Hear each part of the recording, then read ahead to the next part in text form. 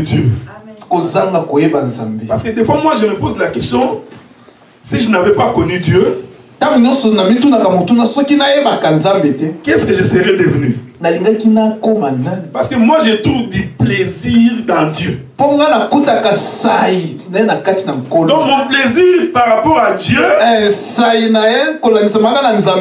dépend pas de quelqu'un. Donc c'est une joie personnelle avec les Vous savez, si vous me prenez, vous me mettez en dehors de la prière. Je crois que c'est comme un poisson que tu as mis en dehors de l'eau.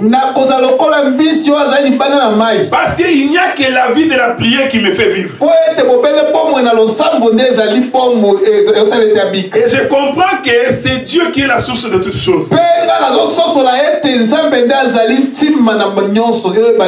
Et j'ai aussi compris que quand tu sers le Seigneur, Dieu ne peut pas t'abandonner. Amen. Parce que si on avait le temps de témoigner, nous croyons que Dieu nous vient en aide dans toutes choses. Et puis moi je suis certifié que c'est lui qui sert le Seigneur. Dieu le met même à l'abri des marques d'argent. Il va s'arranger pour que tu sois à l'aise. Pour autant que tu continues à servir le Seigneur. Vous savez, quand je parle comme ça, c'est parce que j'ai un peu d'argent dans mon compte. Mais je vous informe que depuis que j'étais revenu de King,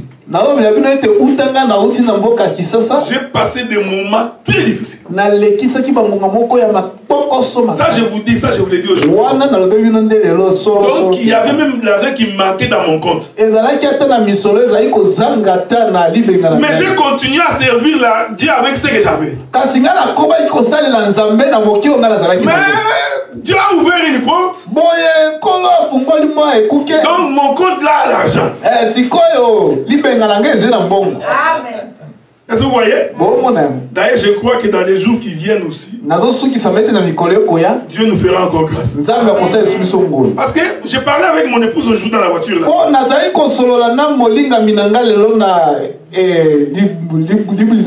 Je me suis dit, tu sais, j'ai compris que même pour le peu qu'on sert le Seigneur,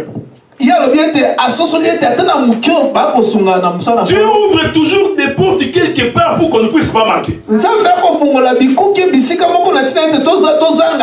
là où j'ai compris l'écriture qui dit c'est lui qui fournit la semence au semeur. C'est Dieu. Mais pour que Dieu te fournisse la semence, il faut que tu sois un semeur. Est-ce que vous comprenez? Ça c'est un témoignage que je voulais vous dire. C'est pourquoi même quand j'ai chanté, j'ai dansé là dans la joie. Parce que j'ai compris que le Seigneur est avec moi. Et je vous dis qu'il n'y a rien de plus beau que de servir le Seigneur. Parce que si tu ne comprends pas cela, tu ne pourras pas comprendre pourquoi nous servons le Seigneur. Amen, amen. Nous continuons notre marche. Vous savez, les thèmes que je voulais aborder, je ne suis même pas encore arrivé là-bas.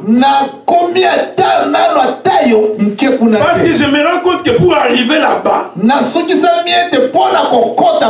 les gens qui ne sont pas habitués à lire très bien les Écritures, ils auront des difficultés pour nous saisir. C'est pourquoi je suis en train de partir lentement. Je parlerai ce dimanche et je clôturerai le dimanche prochain pour laisser la place au pasteur Azaf, parce que c'est lui notre pasteur. Nous nous sommes confiés à lui pour voir comment Dieu va les guider. Il va continuer la marche avec nous. Et nous allons revenir pour continuer dans le même sujet. Parce que je ne peux pas finir ce sujet-là. Les 3 dimanches passés, nous étions en train d'expliquer quand Lot sort du pays de Sodome et Gomorrhe. J'ai expliqué que cette sortie-là, en réalité, expliquait l'enlèvement. Je me suis basé sur quelle écriture? Les anges ont dit à Lot, cours, monte vers la montagne. Or la montagne, c'est le haut. Est-ce que vous comprenez? Donc cela veut dire en d'autres termes, l'autre quittait la terre pour aller au ciel. Mais remarquez frère, parce que je suis toujours dans les détails, parce que je crois que c'est les détails qui fait la spécificité du doctorat. Remarquez que pour que l'autre puisse aller vers la montagne, il a fallu que les 2 anges puissent les pousser pour aller monter. C'est-à-dire que si les 2 anges ne les poussent pas, l'autre ne peut pas monter. J'explique ici pour comprendre. On ne peut voler, ne peut être qu'un oiseau. Est-ce que vous me suivez? Parce qu'un animal à 4 pattes qui marche, il ne peut pas voler. Dieu a créé les oiseaux pour qu'ils soient capables de voler. Je vais répéter ça clairement pour que vous compreniez. C'est pourquoi Dieu a dit ceci. Quand Israël sortait de l'Égypte, je les ai portés sous les ailes de l'aigle. Or l'aigle comme un oiseau, il a l'aigle comme un oiseau, il a 2 ailes. C'est-à-dire ce sont les 2 ailes qui permettent à l'oiseau de balancer le vent pour s'envoler. C'est-à-dire si vous coupez un aile de l'oiseau,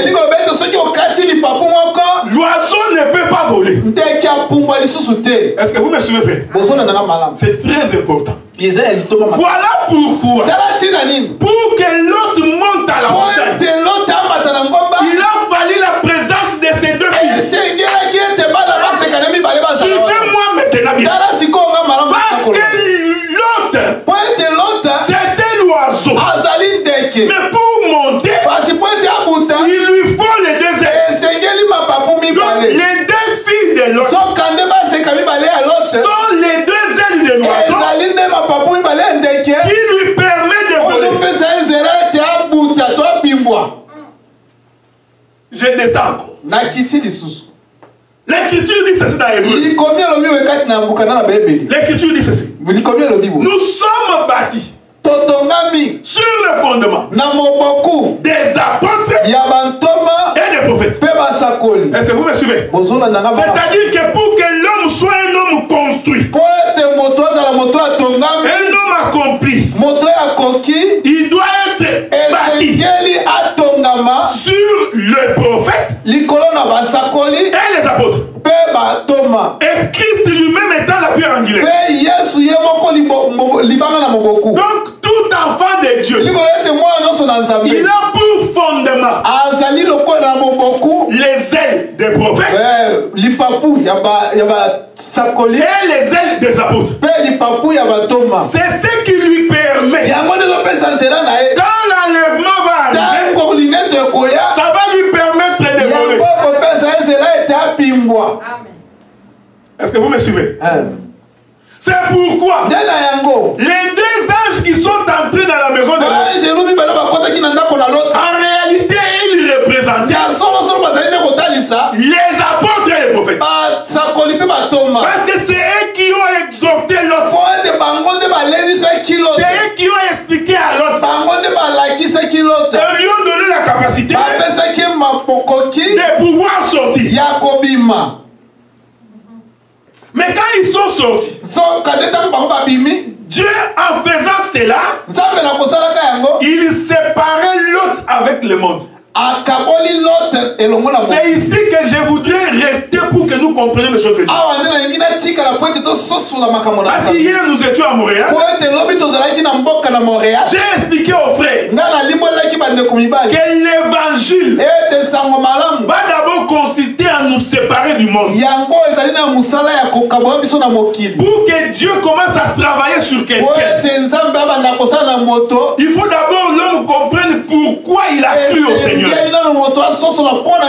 Pourquoi il s'attache à Dieu? Parce que si l'homme n'a pas encore compris cela, il y a de fortes chances qu'il se déplace de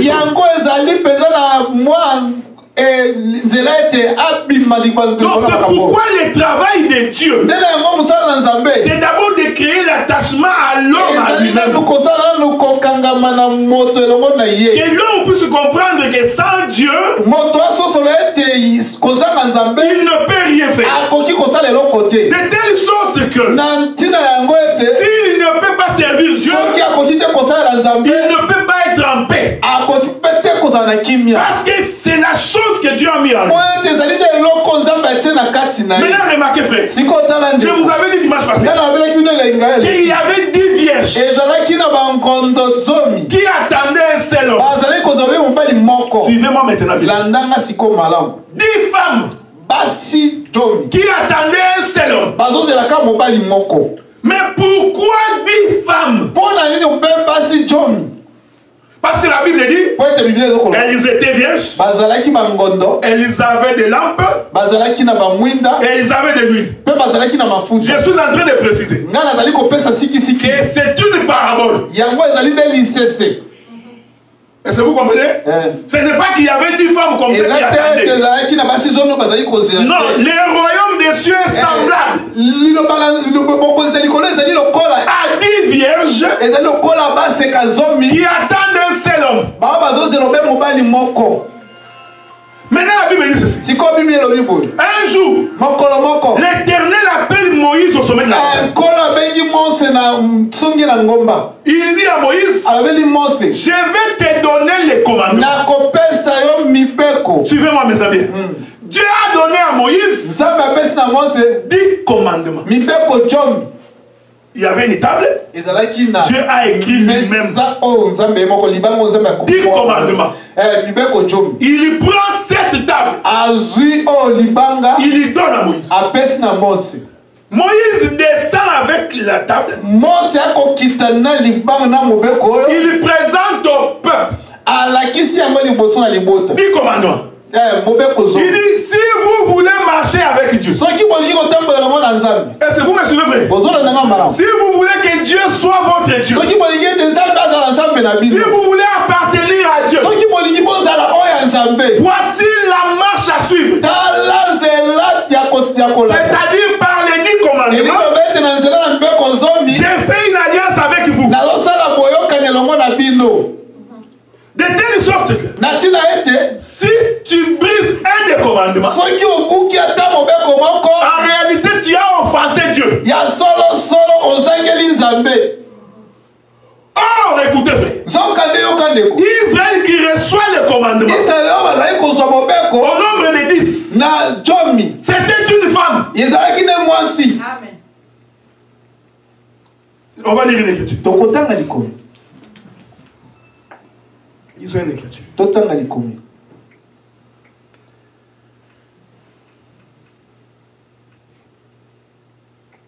Je crois que c'est Jérémie ou Esaïe. Esaïe chapitre 54. Verset 5. L'écriture dit, si on peut nous trouver l'écriture. Esaïe 54. Verset 5.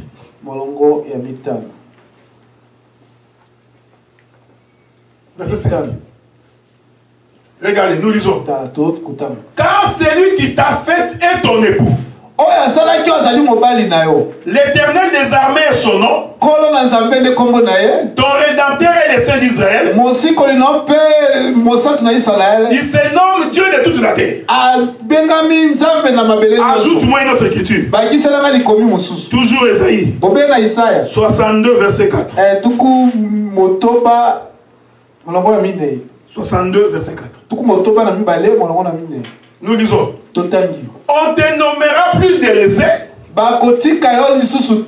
On te nommera plus ta terre désolation.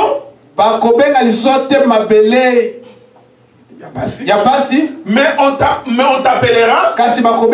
Elle est mon plaisir. On l'appellera ta terre. L'épousée. Car l'Éternel trouve son plaisir en toi. Et ta terre sera épousée. Quand tu lis les versions lui c'est bon. Ça dit ceci. On te nommera plus délaissé. On nommera plus ta terre désolation. Mais on t'appellera mon plaisir éternel. On l'appellera ta terre épouse, oui. Car l'Éternel met son plaisir en toi. Et ta terre aura un époux. Les deux versets que nous avons lus. Dieu atteste qu'Israël est une femme. Mais Dieu reconnaît Israël par les 10 commandements. C'est-à-dire si tu marches selon ma voie, selon les 10 commandements, tu es pour moi une femme. Est-ce que vous me suivez? Regardez maintenant. Donc, quand tu prends le nombre 10, en réalité, le chiffre 10, c'est 1. C'est ici que beaucoup de gens n'ont pas compris qu'en réalité, ces femmes-là, ces 10 vierges-là, n'étaient qu'une seule femme. Suivez maintenant bien frère. Un jour, les gens posent la question à Jésus. Seigneur, Dieu, Moïse nous a donné 10 commandements. Dis-nous, quel est le plus grand? Remarquez que le Seigneur a réduit les 10 commandements en un seul commandement. Il dit ceci. En réalité, il n'y a qu'un seul commandement. Mais le seul commandement, c'est l'amour. Suivez-moi bien, frère. C'est l'amour. Mais cet amour-là est divisé en deux. Tu aimeras l'Éternel, Dieu de tout ton cœur, de toute ta pensée, de toute ta force. Première partie du premier commandement. Deuxième partie. Tu aimeras ton prochain comme toi-même. Donc il s'agit d'un seul commandement qui est l'amour, mais qui est divisé en deux. Je rentre dans la parabole. Les 10 vierges ne représentaient qu'une seule femme, mais divisées en deux. Je suis toujours dans l'autre. Parce que l'autre, quand elle est sortie, sa femme n'est pas arrivée. Non, nous disons que la femme a raté l'enlèvement. C'est-à-dire ce sont toutes ces personnes qui ne vont pas participer à l'enlèvement. Ils ont bénéficié de la loi de Dieu. Ils ont mangé l'agneau. Mais ils ne sont pas arrivés à l'altar. Ils sont représentés par cette femme de l'autre. Mais cette femme de l'autre, il représente deux portions. Je vais venir là tantôt. Donc nous comprenons que les femmes qui attendaient le Seigneur, en réalité était c'était qu'une seule femme. C'est pourquoi Paul avait dit des deux, il n'en a fait qu'un. Est-ce que vous comprenez? Paul disait quoi? C'est-à-dire qu'il y a une portion qu'on appelle Israël, il y a une portion qu'on appelle les nations. Mais par l'œuvre de la croix, et Israël et les nations, nous formons un seul corps. Mais quand on regarde bien, ce corps-là est divisé en deux. Il y a une portion qu'on appelle l'Église, il y a une portion qu'on appelle Israël. Mais nous tous, nous avons reçu la même loi, la même parole. Est-ce que vous me suivez, frère? C'est très important pour vous. Donc les 10 vierges qui attendaient, quand on regarde bien, on doit voir là-dedans et l'Église et Israël. Maintenant, quand l'époux vient, qui participe à l'enlèvement, une portion de tous ceux qui avaient reçu, qui vont partir. C'est pourquoi la Bible dit, ces jours-là, on annonce ça. Au milieu de la nuit, voici l'époux. Allez à sa rencontre. Donc nous comprenons, il y a quelqu'un qui va annoncer, voici l'époux. Est-ce que vous me suivez? Vous savez, cet enseignement ici, beaucoup de gens ont tordu le sens. Certains ont dit qu'il doit avoir un prophète du temps de soir, puisque la parabole dit voici l'agneau. C'est-à-dire cet homme-là va nous dire voici l'agneau. Il y a même un autre possédé qui est sorti ici, qui est de la Côte d'Ivoire, avec son enseignement de l'écrit de minuit. Parce qu'il est écrit qu'au milieu de la nuit, on cria, voici l'agneau, voici l'époux. Donc il y a un enseignement qu'on appelle l'écrit de minuit. Paul a répondu à ces questions. Paul dit ceci: sans le Saint-Esprit, personne ne peut aller à l'enlèvement. Donc nous comprenons que c'est lui qui va nous dire voici l'époux. C'est le Saint-Esprit.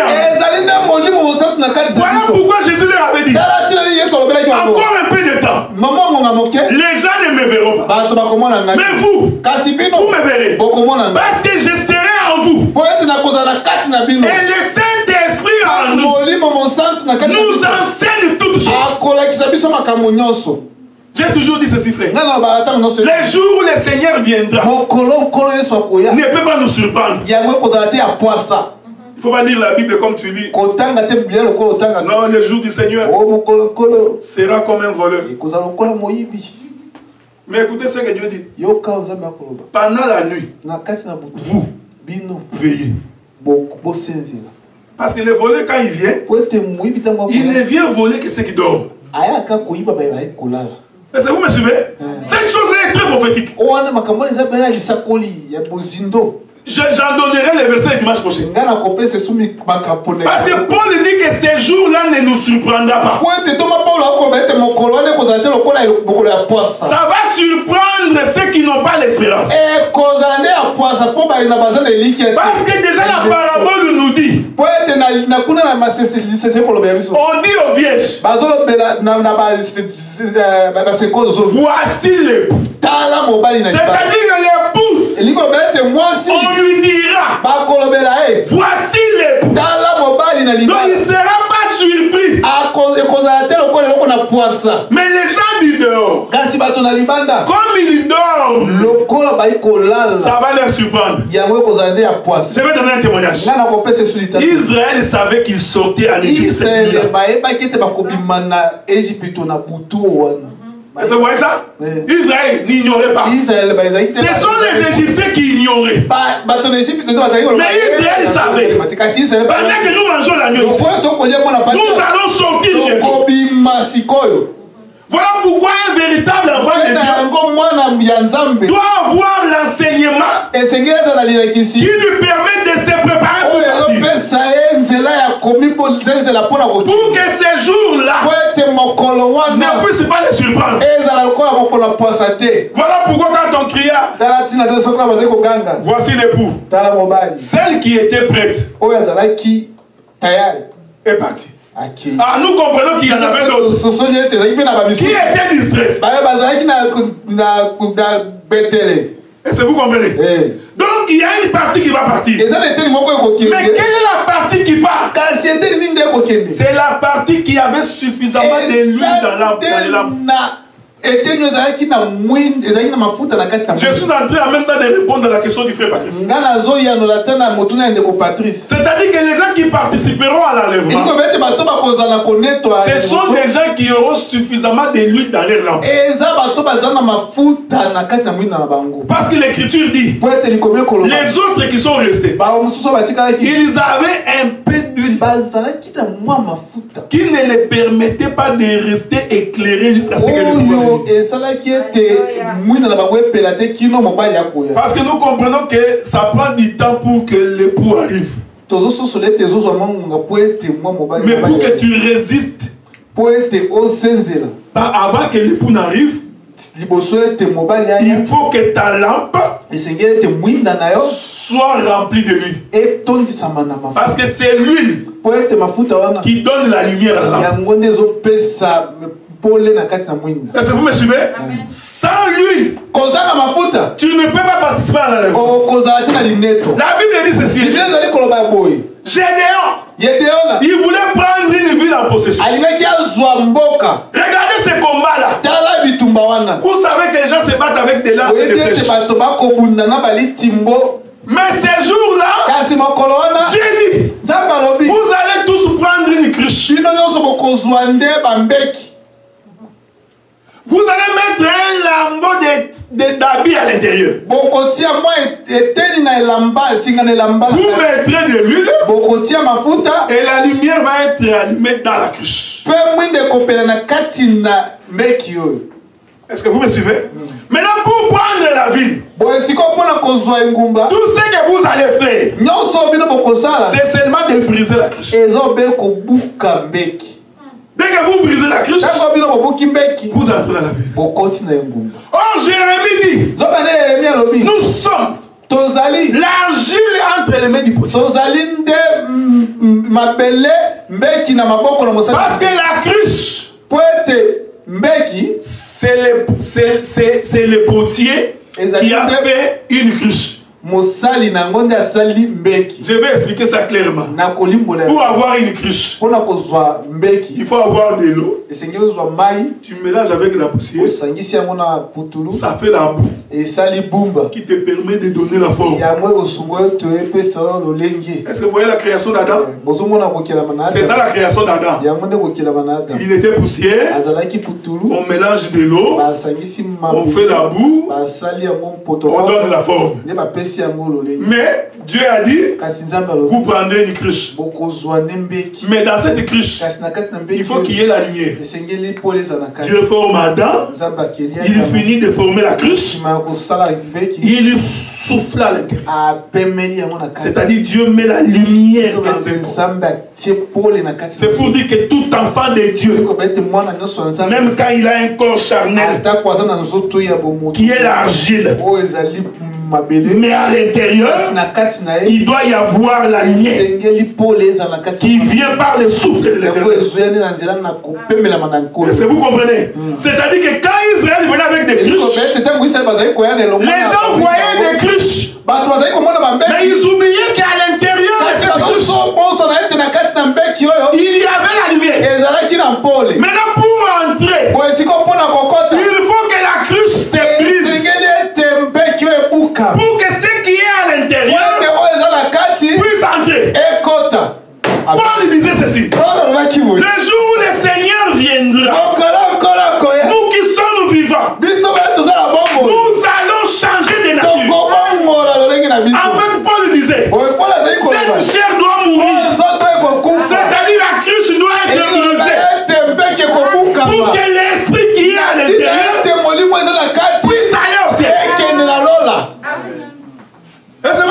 frère. C'est-à-dire que quand Dieu avait créé Adam, Dieu avait déjà la pensée de l'enlèvement. Parce qu'il a pris la poussière qui est terrestre. Quand Dieu disait à Adam, tu es poussière, tu rentreras dans la poussière. Dieu parlait de la cruche. Il parlait de son corps. Mais l'esprit qui était dans Adam ne venait pas de la terre. C'était un esprit céleste qui a été soufflé dans l'homme. Donc quand la poussière rentre poussière, l'esprit doit rentrer là où il était sorti. Est-ce que vous me suivez? Donc l'enlèvement, connais-toi, pour participer, il faut avoir le Saint-Esprit. Ce n'est pas les ailes. Parce que tu es zélé. Oh non, tu es courageux. Parce qu'il y a des gens qui sont courageux. Ce n'est pas le courage qui te fait entrer au ciel. Oh non, tu vois, moi bien aimé. Les jours où le Seigneur vient, il neige qu'il pleut. Je vais aller. C'est un zèle amer. Rassure-toi que tu as le Saint-Esprit. Oh, le Saint-Esprit ne vient que par la parole. S'il n'y a pas la parole, il n'y a pas de Saint-Esprit. Je vais vous donner un témoignage. Écoutez frère, la Bible dit, Pierre, il parlait à Corneille. Pendant qu'il parlait des choses de Dieu,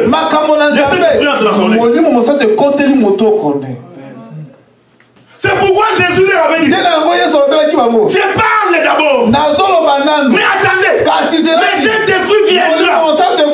C'est-à-dire que c'est la parole qui produit le Saint-Esprit.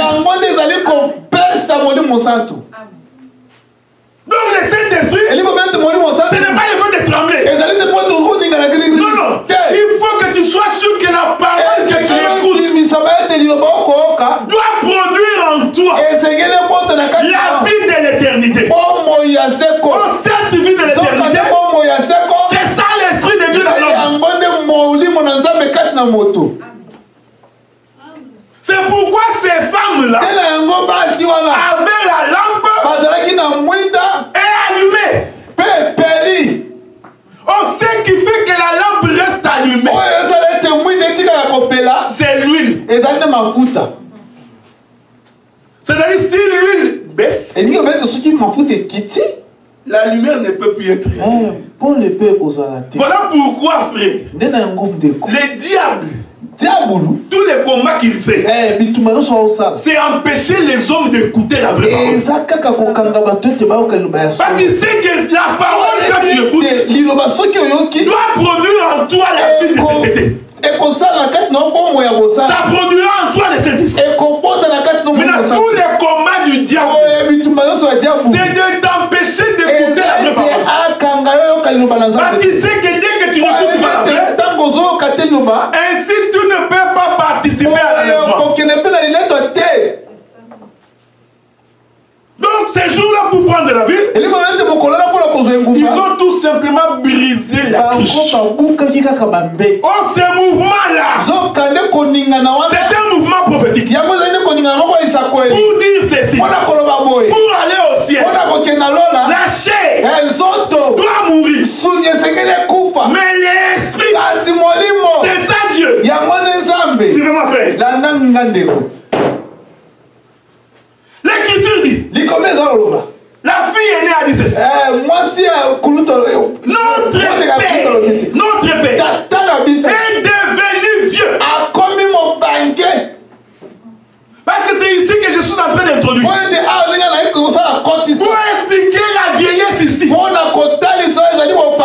La vieillesse que je vais expliquer dans ça, ce n'est pas la vieillesse de tu as cessé de pécher, tu es devenu vieux. Non, non, je vais expliquer autre chose. Vous comprenez, frère? Hein, parce que quand tu prends un verset, il faut savoir où tu viens. Parce que l'huile, l'onction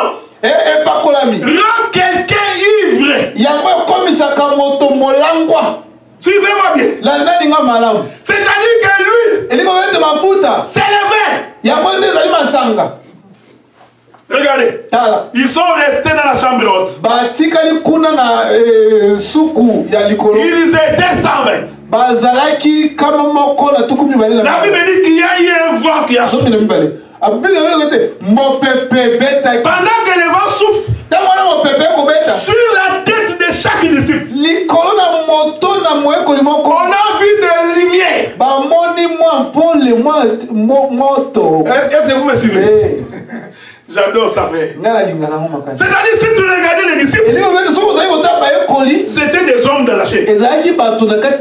C'était des cruches. Mais à l'intérieur, il y avait des lumières. L'Écriture dit, c'est le Saint-Esprit. Est-ce que vous me suivez? Donc, les langues de feu sur leur tête témoignaient que dans ce corps, il y a l'huile. Parce que c'est l'huile qui donne la lumière. L'Écriture appelle ça le Saint-Esprit. Donc nous comprenons que le Saint-Esprit, c'est l'huile. Maintenant ils sont sortis dehors, remplis d'huile et du Saint-Esprit. Pendant qu'ils parlaient, les gens qui les regardaient, ils n'ont pas vu l'huile. Ils ont vu le vin. J'aime ça, frère. Quand ils ont regardé, ils n'ont pas vu l'huile. Ils ont vu le vin. Ils ont dit certainement, ces hommes sont ivrés. J'aime ça. J'adore ça. C'est-à-dire celui qui a le Saint-Esprit, c'est un homme ivre. Oh, l'homme qui est ivre, même sa démarche change. T'as déjà vu un homme ivre? Sors la nuit à Ottawa. À 2 h du matin. Va voir un homme ivre. Tu verras les matchs comme ça. Vous comprenez que ce n'est plus lui. C'est en fait le vin qui a changé sa démarche. Un homme qui est ivre, même si tu es costaud comme moi, il n'a pas peur de la bagarre. Quand il va dire tu vas avec moi. C'est le vin. Oh, j'aime ça. Un homme ivre, même s'il y a l'eau, une rivière, il va te dire que je vais passer dessus. Oh, j'adore ça. C'est un homme ivre. Oh, vous comprenez? Donc l'ivresse, c'est la foi. Parce que c'est lui qui a la foi. Il ne regarde pas comme ça. Nous allons regarder. Mais cet homme va taper ses gars. Regardez comment il est costaud. Mais l'homme ivre, c'est l'ivresse qui lui fait croire. Il va taper cet homme. Oh, l'ivresse. Nous comprenons que c'est le Saint-Esprit. C'est pourquoi ces gens ont dit, ne sommes-nous pas à la 3e heure du jour? Ah, frère. Donc nous comprenons que l'ivresse apparaît à la 3e heure du jour. C'est-à-dire si Christ est mort et qu'il est ressuscité, alors les gens peuvent devenir ivres. Paul dit, Pierre, l'ivresse que vous voyez, en réalité c'est le Saint-Esprit. L'aîné a dit, faisons boire du vin à notre père. Ça c'est l'évangile, frère. Donc Lot, pour aller avec ses filles, il devait boire du vin. Enlevé ici. Nous expliquons. C'est le Père rempli de l'Esprit. Je ne vais pas continuer. J'introduisais là pour que vous compreniez. L'aîné a dit, notre Père est vieux. Faisons-lui boire du vin. Parce que l'aîné savait. C'est lui qui a bu du vin. N'est plus conduit selon la chair. Mais il est conduit selon le vin. Donc le Père ici, ce n'est plus l'autre charnel. Non, c'est quelqu'un qui est ivre. En réalité, le geste qui va se passer là-bas, c'est le geste de celui qui a bu. Bon, je suis en train d'expliquer ici que le vin, c'est le Saint-Esprit.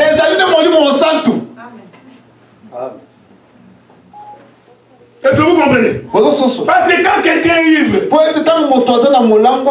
il est dominé par l'alcool. C'est pourquoi, pour la vraie raison de dire, ce n'est plus moi qui vis. C'est Christ qui vit dans moi. C'est-à-dire tous les mouvements que je fais, c'est l'Esprit du Seigneur. Voilà pourquoi dans ce texte, là je suis en train de dépasser la partie de l'enlèvement. Je vais vous dire une chose. Vous savez, quand tu expliques la Bible, je voudrais vous dire que la Bible que tu vois n'est pas la chronologie des faits. Comme tu avais commencé ici, tu descends ici, ça doit vraiment être ici. Ensuite, ça doit être ici. Non. Il y a des choses que Dieu peut, qu'on a écrit dans les versets 7. Quand nous les plaçons dans les temps, il devait être avant. Quand tu prends ta Bible, les événements qui se passent dans Deutéronome, c'était déjà passé dans le livre d'Exode. Mais quand tu lis, tu as l'impression que Deutéronome vient. Or, Deutéronome, c'est déjà passé. D'ailleurs, on appelle Deutéronome répétition. Donc il y a des choses dans la Bible. Nous sommes en train de lire un texte. Les textes expliquent une portion de l'écriture. Mais la suite qui vient après peut ne pas avoir les liens directs avec ce qu'on a dit. Parce que quand Dieu a inspiré l'écriture, Dieu n'avait pas dit aux écrivains. Chapitre 2. Verset 46. Non. Dieu avait seulement inspiré, j'ai écrit. Ce sont les écrivains de la Bible qui ont décidé ça va être 42 et qui est 43. C'est pourquoi moi, quand quelqu'un veut faire des interprétations par les chapitres, tu vois comme Psaume à 150 chapitres. Donc c'est les chiffres 15. Non. Ce sont les écrivains qui ont déterminé. C'est pourquoi quand tu lis les versions, surtout dans Job, tu trouveras des fois les premiers versets du chapitre 41. Et dans les chapitres, dans l'autre version, il est dans le chapitre 40, verset 32. Donc, il ne faut pas croire que quand tu lis les textes, que comme ça descend là, ça doit être la suite logique. Je me suis limité à la sortie vers la montagne. Là, j'ai fini l'enseignement sur l'enlèvement. Mais quand j'arrive à Tsoar, là où le père est resté avec ses défis, je prends un autre enseignement. Parce que tu risques de me poser la question. Si la montagne c'est l'enlèvement, donc c'est le ciel. C'est-à-dire que c'est là-bas que L'autre a pris du vin avec ses filles. Tu vois? Parce que ce n'est pas la suite logique. Donc j'ai fini l'enlèvement. Je suis en train d'introduire ce qui va se passer à la montagne. J'explique pourquoi le père a pris du vin. Parce que celui qui a pris du vin, c'est le père. Parce que si le père n'est pas ivre, il ne peut pas aller avec ses filles. Donc nous comprenons que l'ivresse est en train de changer la position du père. Est-ce que vous me suivez? Je vais mettre un point virgule bientôt. Regardez. Lisons l'écriture. Je crois que c'est dans les livres de Genèse.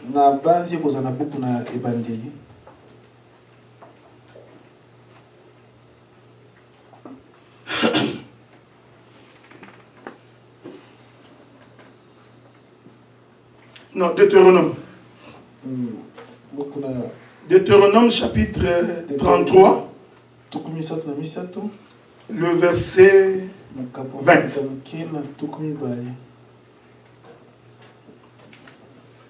Deutéronome 33, verset 20.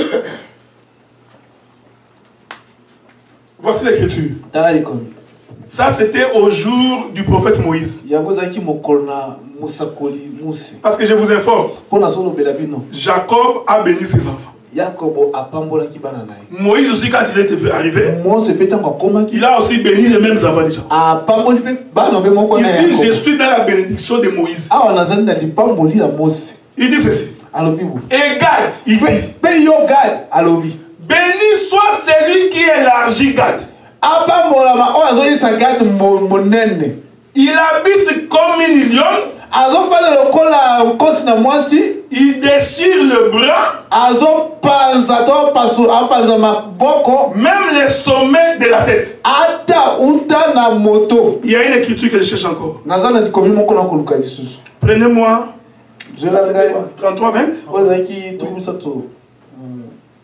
33-20. La version lui second dit ceci. Tu as quelle version? Ça c'est Derby. Ok. Les gens qui ont la version lui second dit ceci. David dit, il élargit Gad. Faites attention parce que on va expliquer ça bientôt. Mais lui second dit ceci. Sur Gad, il dit, béni soit celui qui met garde au large.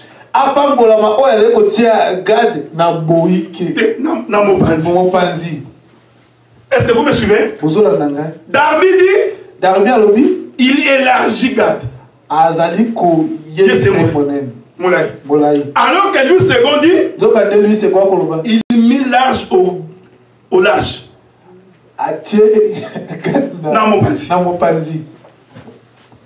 Maintenant, suivez-moi bien. Je vais d'abord aller dans la version Luce et Darby. Quand on dit qu'il a élargi, c'est-à-dire qu'il a pris Gad ici, il a amené quelque part. Est-ce que vous me suivez? C'est-à-dire que il quitte la position du départ pour devenir autre chose. Mais lui, second lui dit, il est plus large, il le met à côté. Or, le geste de mettre Gad à côté, en réalité, c'est séparé d'eux. Or, écoutez, quand on dit mettez au large, donc nous comprenons pour les gens qui saisissent les français. Quand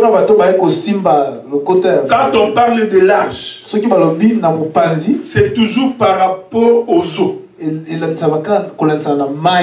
C'est-à-dire que vous étiez quelque part, les gens, on peut prendre aussi Matthieu. Ils amenaient la barque au large. Est-ce que vous comprenez? Donc ils étaient dans l'eau. Maintenant quand ils viennent vers la terre, ils mettent la barque. Si tu regardes cette écriture bien, en fait tu verras la création d'Adam. C'est-à-dire il est séparé d'eux. Il les met à côté. Pourquoi Dieu met-il Gad à côté? Parce qu'il veut commencer un travail. Je rentre maintenant chez Lot. Lot, pour qu'il y aille avec ses filles, il devait d'abord boire du vin. J'ai expliqué ici que le vin, en réalité, c'est le Saint-Esprit. Est-ce que vous me suivez? Or, dans ma marche, j'ai expliqué que le Saint-Esprit, en réalité, c'est la parole. Parce que sans la parole, il n'y a pas le Saint-Esprit. C'est-à-dire c'est le Saint-Esprit qui produit, non, c'est la parole qui produit le Saint-Esprit. L'Écriture dit à tous ceux qui croient, ils seront baptisés. Ensuite, vous les enseignerez. Et après, ils recevront le don du Saint-Esprit. Donc, c'est-à-dire que ces deux choses sont liées. C'est-à-dire que le Saint-Esprit, en réalité, c'est la parole. Oh, j'ai démontré que le Saint-Esprit, c'est l'huile, c'est le vin. Donc le père qui est en train de boire du vin ici, en réalité c'est un homme de l'esprit. C'est pourquoi l'acte qui va se passer ici, ça va être un travail spirituel. Parce que les filles ont dit, c'est pour garder l'héritage, la race de notre père. Est-ce que vous comprenez? Oh, concluons par là. Quand Dieu a créé Adam, qui est une terre séparée des eaux, qu'est-ce que Dieu fait? Il va baptiser Adam. La Bible dit, une vapeur va se lever de la terre.